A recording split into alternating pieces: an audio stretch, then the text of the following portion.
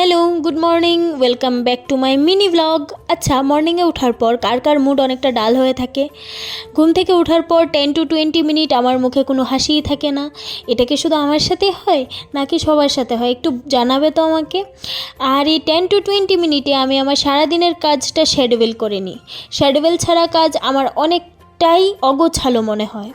आज के एक कथा आमी अफिस थेके आसार समय भाबछिलाम आमादेर दुइटा जिनिस अनेक इम्पोर्टेंट, एक फिजिकल हेल्थ और एक मेंटल हेल्थ, जेटा आमरा এই जेनारेशने डिफाइन करते भूले जाई। अनेके हयतोबा गिये देखो फिजिकल हेल्थे खूब प्रायोरिटी दिच्छे, मेंटल हेल्थेर कथा भूले गेछे। अनेके मेंटल हेल्थेर कथा तो आमी देखी ना आशेपाशे केउ प्रायोरिटी दिते।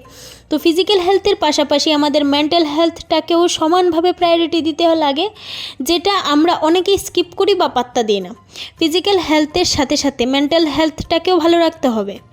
আর মেন্টাল হেলথটা আমাদের তখনই ভালো থাকবে যখন আমরা নিজের মনকে স্থির করতে পারবো এবং আশেপাশে শুধু পজিটিভ ভাইবসটাই মেনটেন করব, পজিটিভ মানুষদের সাথে চলবো। কারণ একটা পজিটিভ মানুষ তোমাকে পজিটিভ চিন্তা ভাবনা করতে সাহায্য করবে।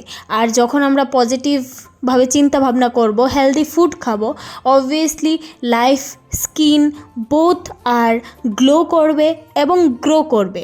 তো পজিটিভ চিন্তা ভাবনা না করলে জীবনে পজিটিভ এফেক্ট আসবে না, স্কিন ওরকম গ্লো করবে না। তো সেরকমভাবেই আজকের ভিডিওটা এই পর্যন্তই।